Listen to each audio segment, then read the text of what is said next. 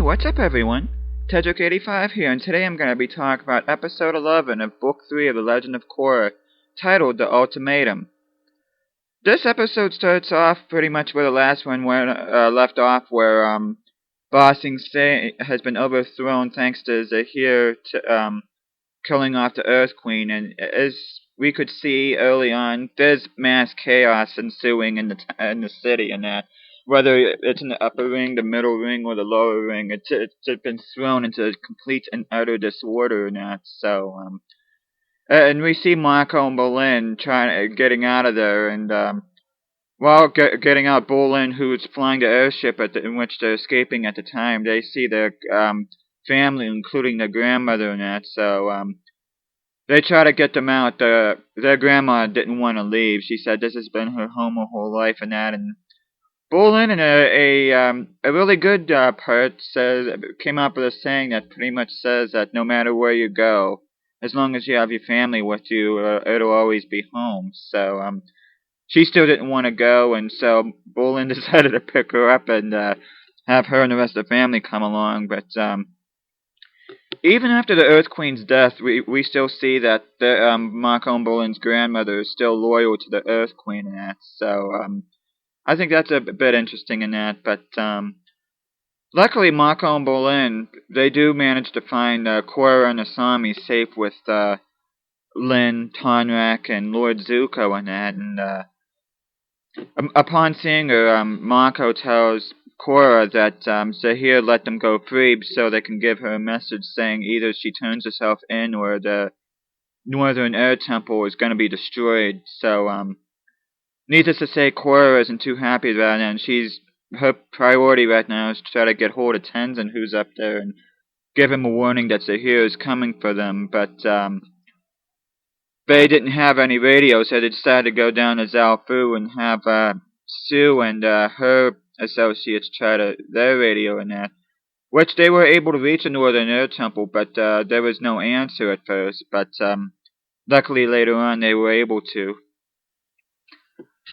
The funny part with Milo, when Bolin gets a hold of Milo on there, and Milo's kind of picking on him and that, and he was going to tell him about the baby sky bison herd that he found and that, and that's when Korra decided to butt in and say, hey, you know what, you guys are going to be in trouble, get Tenzin in here. So yeah, I thought that was pretty cool. Oh, speaking of cool parts, my favorite part of the episode was when Korra went into the spirit world to try to find Zaheer, and she ends up finding Uncle Iroh instead, and as always, Iroh gives her some good advice, and because Korra's kind of down in the dumps because she can't get in touch with her past lives and that. So but Iroh told her and that Lord Zuko knew Aang better than anybody in that. So even if she couldn't talk to Aang or any of her past avatars, she can speak to some people that knew Aang and that, and but of course, she gave Iroh her gratitude in that, and Iroh's just awesome. There's not really anything you can say about that, but it's really nice they had him in there once again and give some helpful advice and to be there for Korra. So right before Zuko gets ready to leave to go protect his daughter, who happens to be the Fire Lord, she asks him a little bit of advice of what Aang would do in this situation, and Zuko told her that Aang would be very happy with her efforts to rebuild the Air Nation and that, but he also said as the Avatar he would have also cared about everybody, all the nations and all the people and that. So and this was after Korra considered turning herself in, but Zuko said you know, it's her duty of the Avatar now to make sure to protect everybody at the least possible cost and that. So I thought that was pretty cool. But yeah, when Korra finally does get a hold of Tenzin and warn him, however, sadly it's too late as Zaheer was already arriving in his airship and that. What ensued next was I have to say, it was a pretty intense battle between Zaheer and Tenzin. Gazan versus Boomy, and Minghua versus Kaya. And Plee was up in the airship trying to obliterate any possible way that the air acolytes can do to escape and that. And here Kai wanted to do his part to try to prevent this, so he ends up going alone and try to distract Plee while Janora and Iki and all the rest of the air students and that try to abandon the Northern Air Temple.